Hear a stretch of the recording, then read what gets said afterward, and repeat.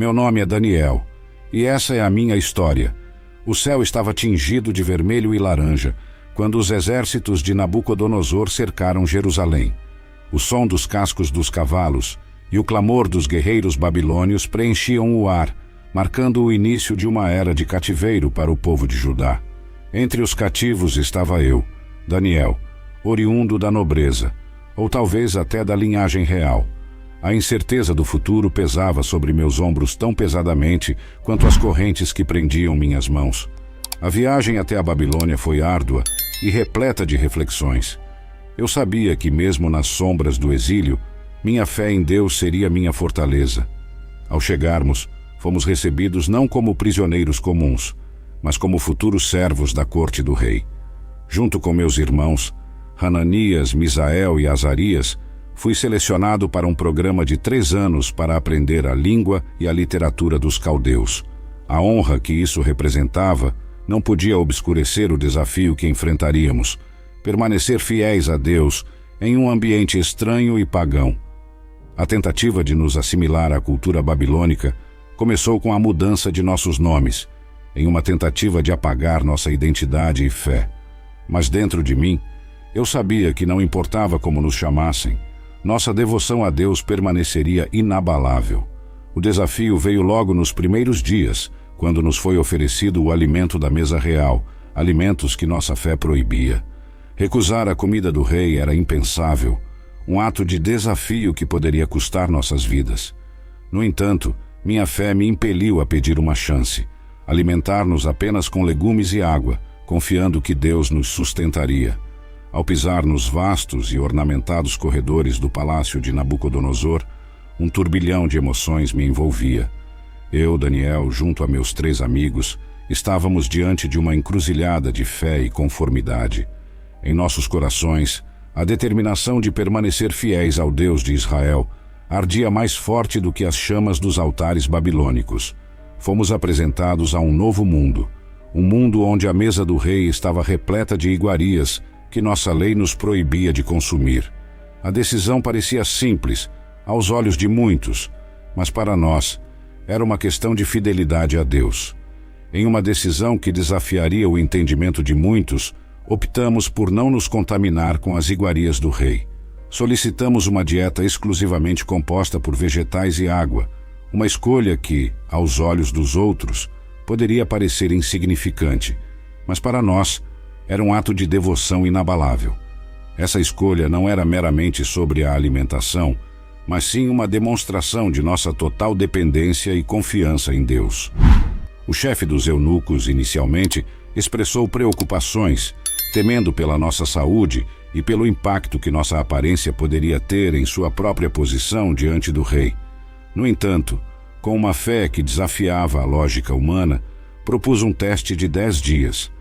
Se ao final desse período nossa aparência se mostrasse inferior à dos jovens que se alimentavam das porções reais, nos submeteríamos à vontade do chefe dos eunucos. Com certa hesitação, ele concordou. Os 10 dias passaram e o resultado foi inegável. Nossa aparência era de fato mais saudável e vigorosa do que a dos jovens que se deliciavam com as iguarias do rei. Este milagre, pequeno aos olhos de alguns, mas profundo aos nossos, foi a primeira de muitas demonstrações da fidelidade de Deus para conosco. Ele havia nos sustentado e abençoado, reafirmando nossa fé e determinação em seguir seus caminhos, mesmo em terra estrangeira. A noite havia caído sobre a Babilônia, uma cidade de maravilhas e mistérios, quando a agitação começou. O rei Nabucodonosor, perturbado por sonhos que lhe roubavam o sono, exigia o impossível de seus sábios, que eles lhe dissessem o sonho e então o interpretassem. A tensão era palpável, pois a falha em satisfazer o rei significava a morte. Foi neste cenário caótico que recebi a notícia de que todos nós, sábios da corte, estávamos condenados a ser executados.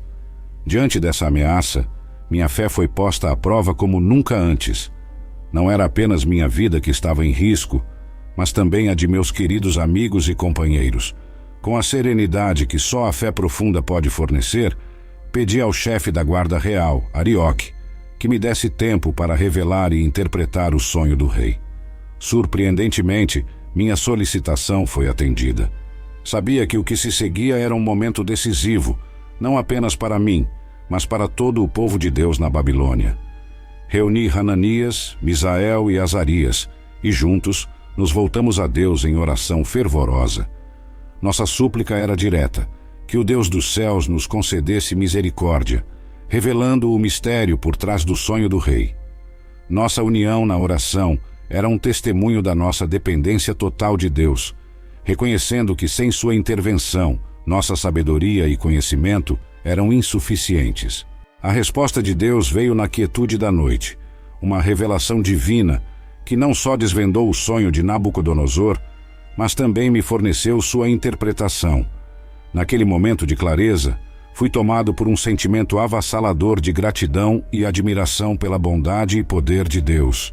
Com o coração transbordando de alegria, louvei ao Deus dos céus, reconhecendo sua sabedoria e poder, sua capacidade de revelar mistérios profundos e ocultos.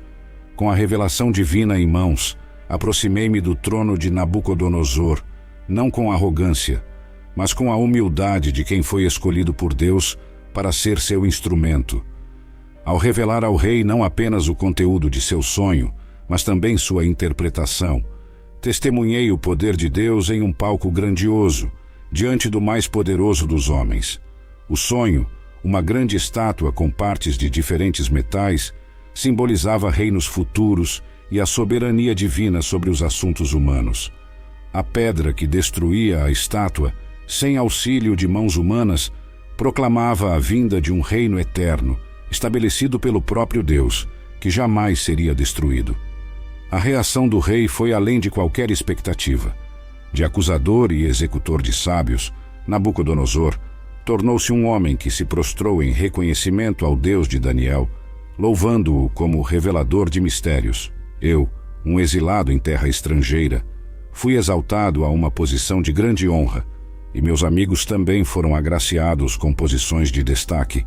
A decisão do rei Nabucodonosor de erigir uma colossal estátua de ouro e exigir sua adoração por todos os povos, nações e línguas do império havia mergulhado a corte babilônica em um fervor de lealdade e temor.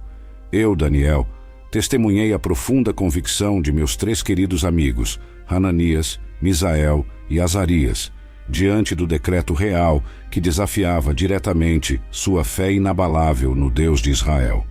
A recusa deles em se prostrar diante da imagem do rei não era apenas um ato de desobediência civil, era um poderoso testemunho de sua fé. A repercussão de sua desobediência chegou aos ouvidos do rei, inflamando sua ira a ponto de ordenar que a fornalha fosse aquecida 7 vezes mais do que o habitual para punir aqueles que desafiaram seu mandato. Observando de perto, meu coração estava pesado, não pela dúvida, mas pelo peso do momento que se desenrolava. Meus amigos foram amarrados e lançados na fornalha ardente, um destino que parecia selar não apenas seu martírio, mas também proclamar a derrota de nossa fé diante dos olhos do império. No entanto, o que aconteceu em seguida foi um testemunho não apenas para aqueles que observavam naquele dia, mas para todas as gerações seguintes. Nabucodonosor, em sua arrogância, testemunhou algo que abalou as fundações de sua própria fé. Ele viu 4 homens andando desamarrados e ilesos no meio do fogo, e o quarto era como um filho dos deuses. A fornalha, preparada para ser o instrumento de nossa derrota, tornou-se o palco de uma manifestação divina de poder e proteção.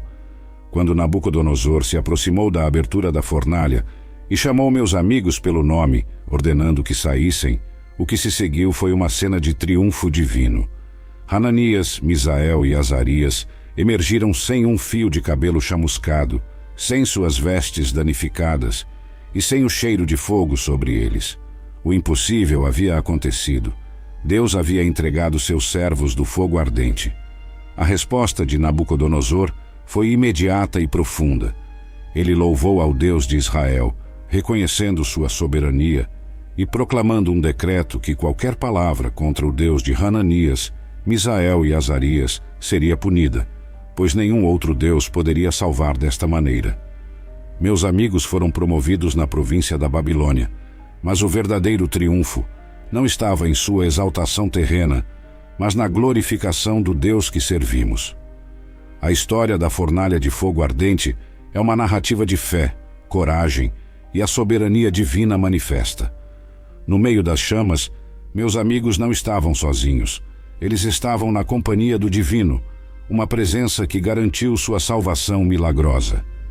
Este evento não apenas solidificou nossa fé em Deus, mas também serviu como um testemunho inabalável de sua proteção e poder para todos os que ouviram sobre este milagre. No coração da adversidade mais intensa, Deus revelou sua presença e poder, assegurando que mesmo nas chamas da perseguição, Ele está conosco, um protetor fiel e poderoso.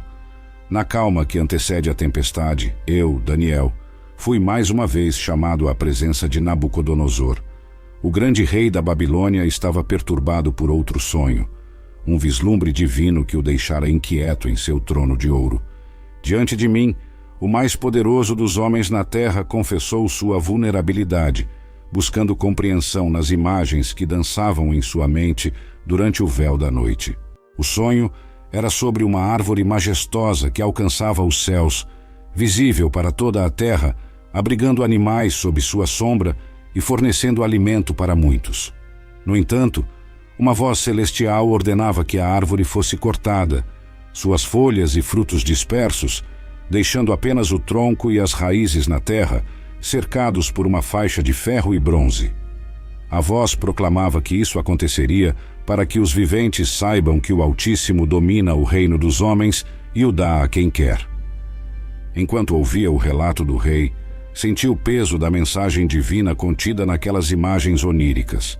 Após buscar a sabedoria que só Deus pode fornecer, fui tomado por uma sensação de pesar ao entender o significado do sonho.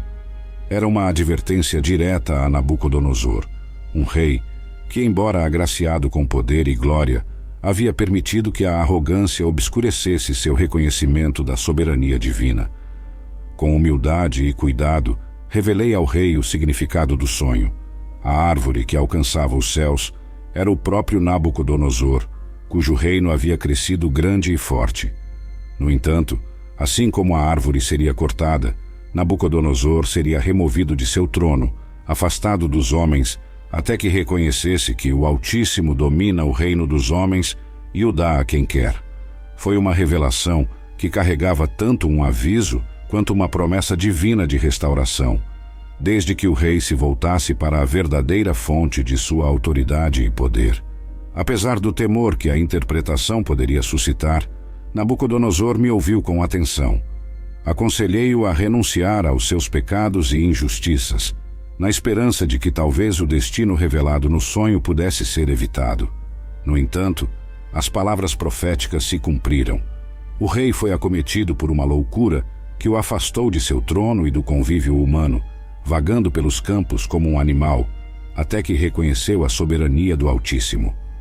O tempo passou, e conforme prometido pelo Divino, Nabucodonosor foi restaurado ao seu trono, com uma compreensão renovada e um coração transformado. Ele proclamou, aos povos de seu vasto império, a soberania e grandeza do Deus Altíssimo, cujos atos são verdadeiros e cujos caminhos são justos, e que é capaz de humilhar aqueles que andam na arrogância. Minha jornada com Nabucodonosor, desde interpretar seus sonhos até testemunhar sua queda e restauração, foi um lembrete constante do poder e misericórdia de Deus. A história do rei babilônico não é apenas sobre a ascensão e queda de um homem, mas sobre a soberania divina que governa sobre os reinos dos homens. Foi uma lição de humildade e reconhecimento, gravada não apenas na história do Império Babilônico, mas no coração de todos aqueles que testemunharam a misericórdia e a justiça do Deus de Israel. Anos passaram, e o reino de Babilônia viu a ascensão e a queda de reis. Eu continuei a servir no palácio, mesmo sob o reinado de Belsazar, neto de Nabucodonosor. E no primeiro ano do reinado de Belsazar, rei da Babilônia, uma visão veio a mim, Daniel, enquanto eu jazia em minha cama. Na escuridão da noite, meu espírito se agitava, e as imagens que se desdobravam diante dos meus olhos internos eram tão vívidas quanto perturbadoras.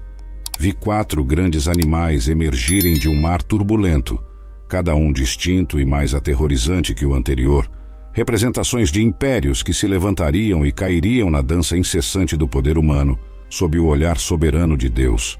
O primeiro era como um leão, mas tinha asas de águia. Observei até que suas asas foram arrancadas, e ele foi erguido do chão, de modo que se pôs em pé como um homem, e um coração humano lhe foi dado. Este animal representava o Império Babilônico, orgulhoso e poderoso, mas destinado a ser humilhado e transformado.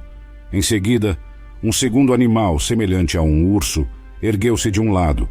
Tinha 3 costelas na boca entre os dentes, e lhe foi dito: levanta-te, devora muita carne.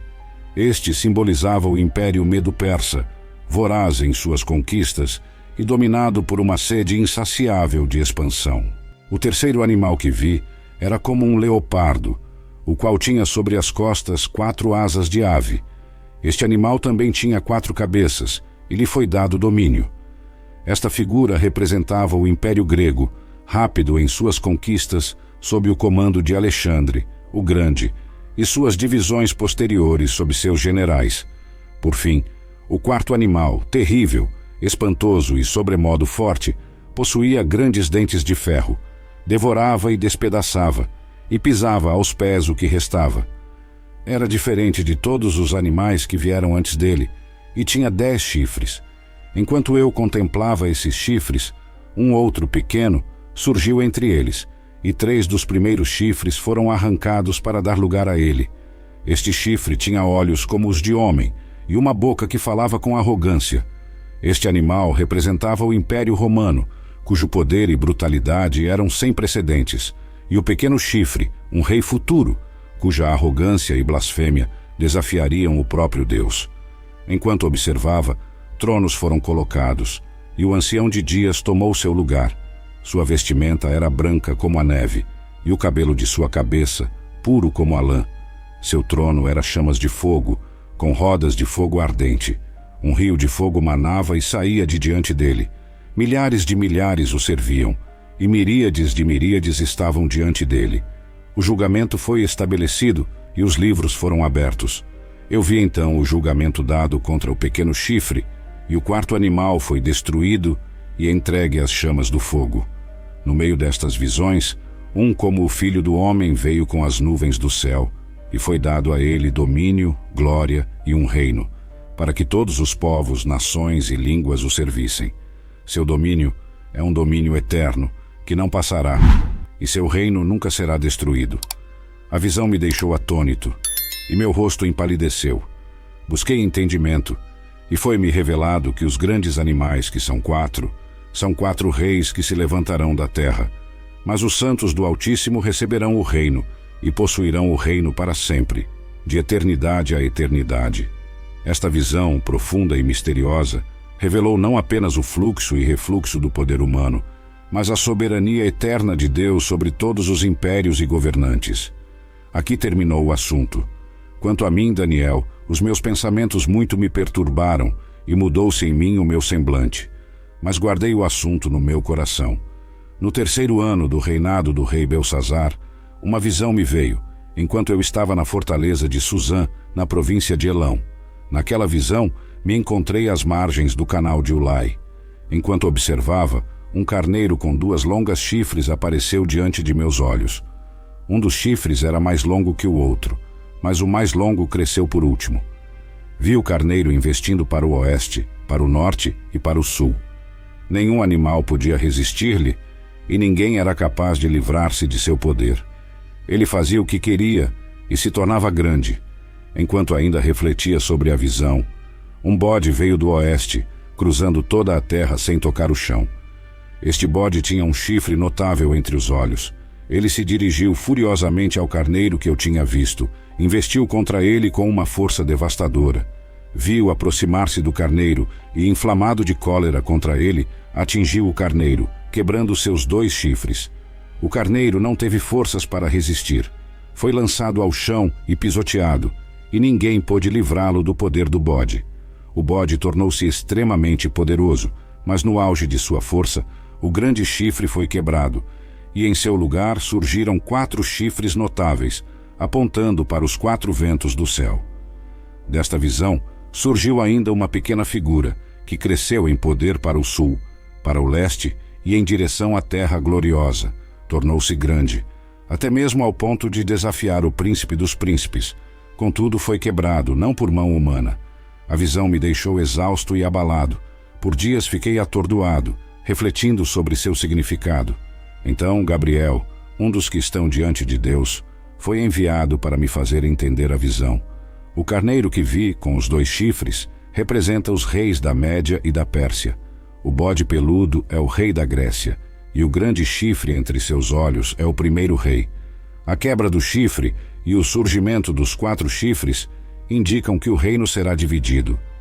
Irá para os 4 ventos do céu, mas não com o mesmo poder. A revelação trouxe um peso sobre meu coração, pois sabia que tempos de tribulação e desafios se aproximavam para o povo de Deus. Gabriel me assegurou que a visão se referia a um tempo ainda distante, ao fim dos dias. Apesar do medo e da exaustão que sentia, essa visão reafirmou em meu coração a soberania de Deus sobre os reinos da terra. Ele controla o curso da história, erguendo impérios e os derrubando conforme sua vontade, sempre com um propósito maior para seu povo.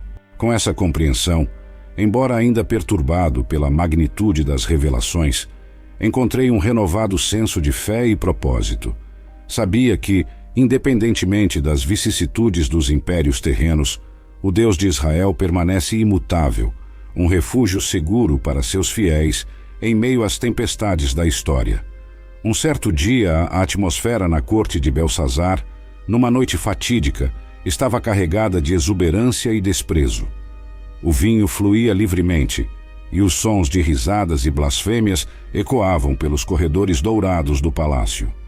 Eu, Daniel, já afastado dos assuntos da corte desde o reinado anterior, fui repentinamente trazido de volta ao epicentro do poder babilônico, chamado para interpretar um fenômeno que havia paralisado a festa do rei.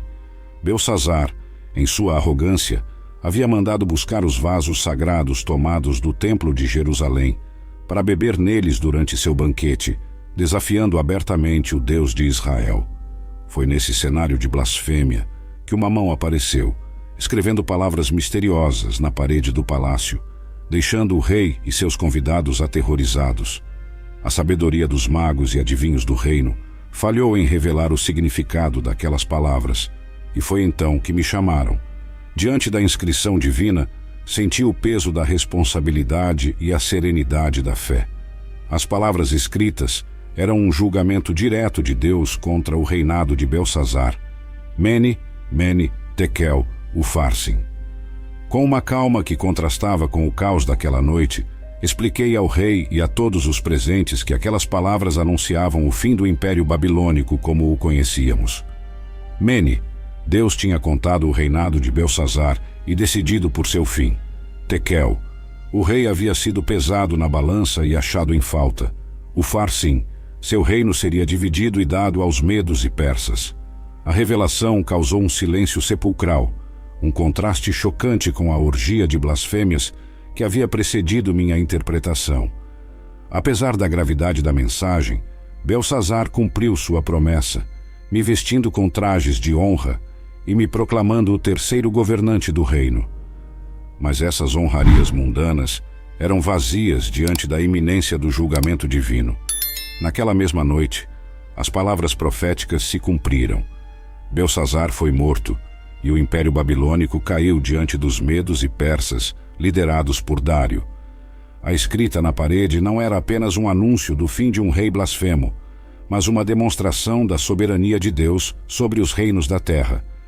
Ele eleva e derruba reinos e governantes segundo sua vontade, e nenhum ato de arrogância ou desafio permanecerá sem resposta. A história da mão que escreveu na parede é um testemunho do poder divino e da justiça que se estende além dos limites humanos. Foi uma lição tanto para os poderosos da terra quanto para os humildes de coração, que a verdadeira grandeza reside na reverência e na obediência ao Deus que governa os céus e a terra.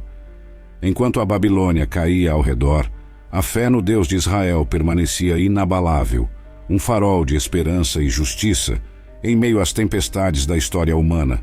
No primeiro ano do reinado de Dário, filho de Assuero, da linhagem dos Medos, que se tornou rei sobre o reino dos caldeus, enquanto eu, Daniel, meditava nas Escrituras, especialmente nos livros do profeta Jeremias, compreendi que o período do cativeiro de Jerusalém duraria 70 anos.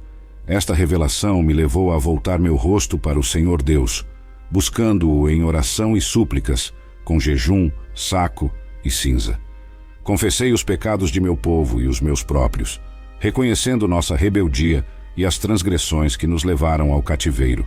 Implorava pela misericórdia do Senhor, não por nossos méritos, mas pela grande compaixão de Deus.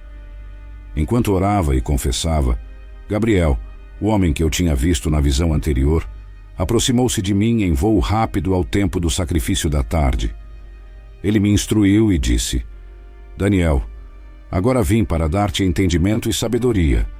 Desde o início de tuas súplicas, a palavra saiu, e eu vim para te dizer, pois és muito amado. Considera, pois, a palavra e entende a visão. 70 semanas foram decretadas sobre o teu povo e sobre a tua santa cidade, para acabar com a transgressão, para dar fim aos pecados, para expiar a iniquidade, para trazer a justiça eterna, para selar a visão e a profecia, e para ungir o Santo dos Santos. Gabriel explicou que essas 70 semanas seriam divididas em 3 partes, 7 semanas, seguidas por 62 semanas, e finalmente uma última semana. Ele me revelou que após as 70 semanas, o Messias seria morto, não para si mesmo, e o povo de um príncipe que há de vir destruiria a cidade e o santuário. O fim viria como uma inundação, e até o fim haveria guerra. As desolações foram determinadas. Ele também falou de uma última semana, em que a aliança seria firmada com muitos, mas no meio da semana, o sacrifício e a oferta de manjares seriam tirados, e sobre a asa das abominações viria o desolador, até que a consumação determinada se derramasse sobre o desolador. Esta revelação deixou-me atônito e meditativo. A magnitude do plano divino, estendendo-se muito além do imediato retorno do nosso povo do exílio, revelou um desígnio sagrado que abraçava a redenção não só de Israel, mas de toda a humanidade. As 70 semanas de anos falavam da consumação da história humana, do estabelecimento da justiça eterna, da expiação final dos pecados e da vinda do ungido, o príncipe dos príncipes, que traria a salvação definitiva. A oração que começou como um clamor pelo fim do cativeiro transformou-se em uma revelação da obra redentora de Deus através dos séculos, culminando na vinda do Messias. Com um coração pesado, mas cheio de esperança, eu sabia que, apesar das provações e tribulações que ainda viriam, o propósito soberano de Deus prevaleceria. A profecia das 70 semanas tornou-se um farol de esperança, prometendo a restauração final não só de Jerusalém, mas de todo o cosmos, sob o senhorio do Messias. Naqueles dias, sob o reinado de Dário, o Império Medo-Persa estendia suas asas sobre a vasta Babilônia. Eu, Daniel, já avançado em anos, mas firme na fé e na confiança no Deus de Israel, encontrava-me em uma posição de grande favor e responsabilidade. Minha lealdade e integridade me destacaram aos olhos do rei, tanto que fui nomeado um dos 3 presidentes sobre o reino. Contudo, essa honra não veio sem seu preço. A inveja e o ressentimento fervilhavam nos corações de alguns, que buscavam minha ruína.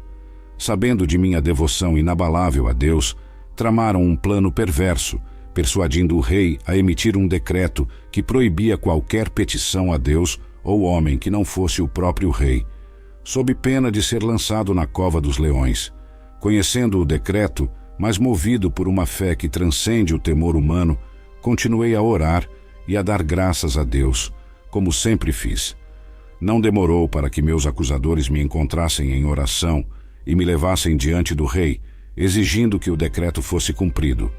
O rosto de Dário, marcado pela angústia, revelava seu pesar por ter sido enredado em sua própria lei. Contudo, a lei dos medos e persas não podia ser revogada, e eu fui lançado na cova dos leões. Na escuridão da cova, rodeado por feras cujos rugidos reverberavam contra as paredes de pedra, minha alma encontrava paz no Deus que sempre servi.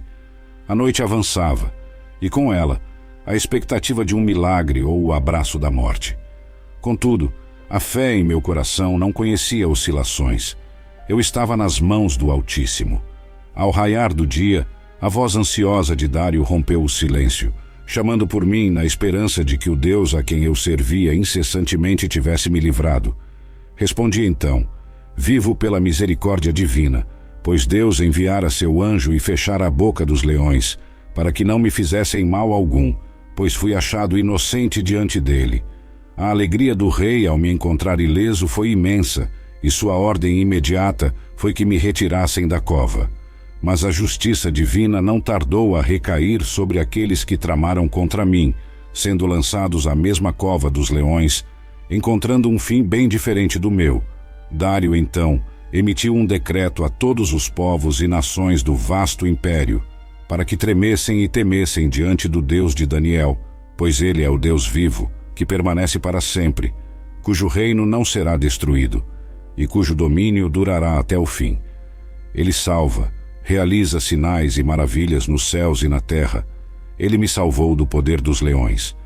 Assim, minha história na cova dos leões não é apenas um relato de sobrevivência física, mas uma manifestação do poder de Deus, um testemunho de fé inquebrantável que ressoa através dos séculos. Em meio a decretos de reis e rugidos de leões, a presença de Deus é a verdadeira fortaleza, e sua vontade, o verdadeiro decreto que rege o destino dos homens. No 3º ano de Ciro, rei da Pérsia, uma mensagem foi revelada a mim, Daniel, que foi chamada de Palavra Verdadeira, e tratava de um grande conflito. Eu estava de luto por 3 semanas, abstendo-me de iguarias, carne, vinho e ungüentos. No 24º dia do 1º mês, enquanto eu estava à margem do grande rio, o Tigre, levantei meus olhos e vi um homem vestido de linho, com cintos de ouro fino de ufaz. Seu corpo era como berilo, seu rosto reluzia como um relâmpago, seus olhos eram como tochas de fogo, seus braços e pés brilhavam como bronze polido, e a voz de suas palavras era como o estrondo de uma multidão. Sozinho vi essa visão, e uma grande tremura tomou conta de mim. Caí em um transe profundo, com meu rosto voltado para o chão. Então uma mão me tocou, fazendo-me tremer sobre meus joelhos e mãos. O ser me disse: Daniel, homem muito amado, entenda as palavras que vou falar-te e levanta-te, pois agora sou enviado a ti. Ao ouvir essa voz, levantei-me tremendo. Ele me explicou que desde o primeiro dia em que propus em meu coração entender e humilhar-me diante de Deus, minhas palavras foram ouvidas.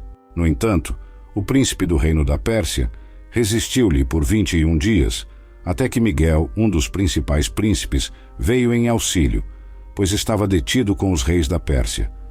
A revelação que se seguiu falou de grandes conflitos que se desenrolariam no cenário mundial, envolvendo os reis do norte e do sul, em uma teia de intrigas, guerras e alianças que se estenderiam até o tempo do fim. Falou-se de um rei do norte que faria o que bem entendesse, se engrandeceria e se exaltaria acima de qualquer deus, falando coisas monstruosas contra o Deus dos deuses.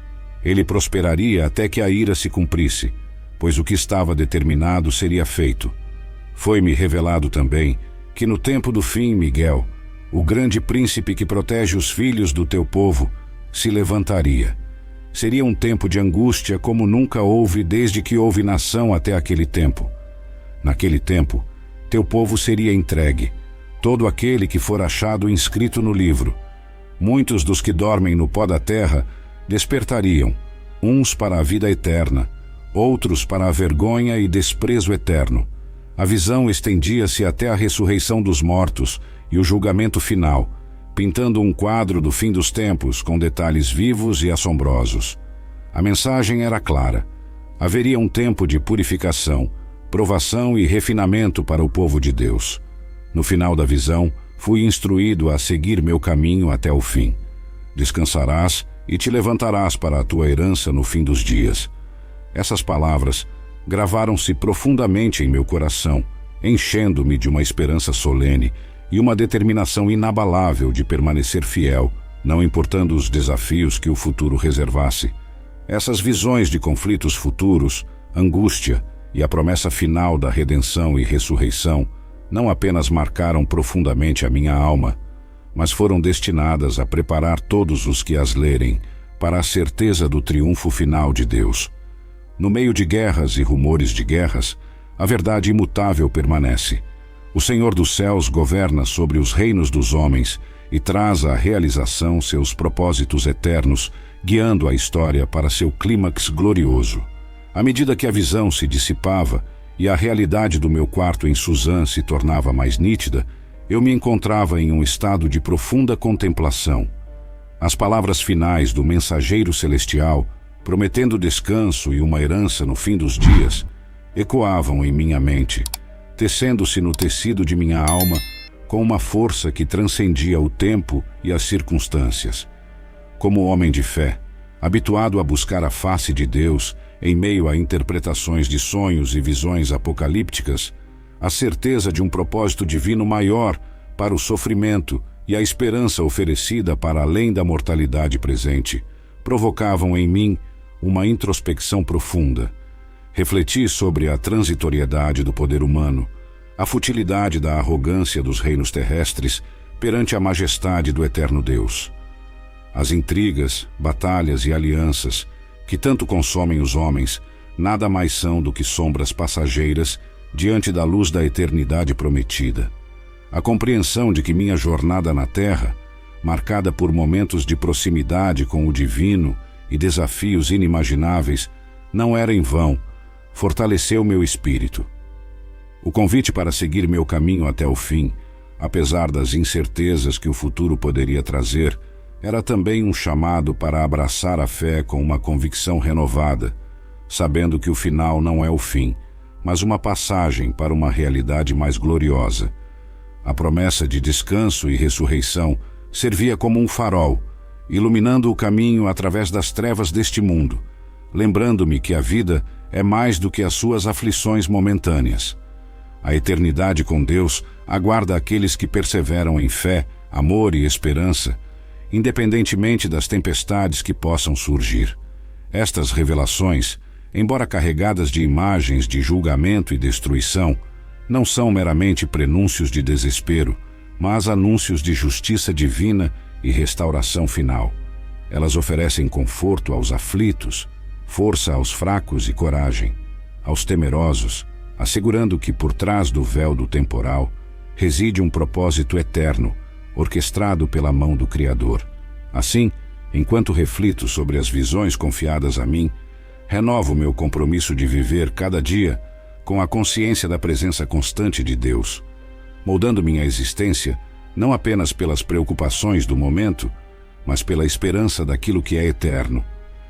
Que minha vida seja um testemunho da fidelidade de Deus, um reflexo de sua luz em meio às sombras deste mundo, até que o dia prometido amanheça e a sombra da morte seja banida para sempre. Meu nome é Daniel, e essa é a minha história.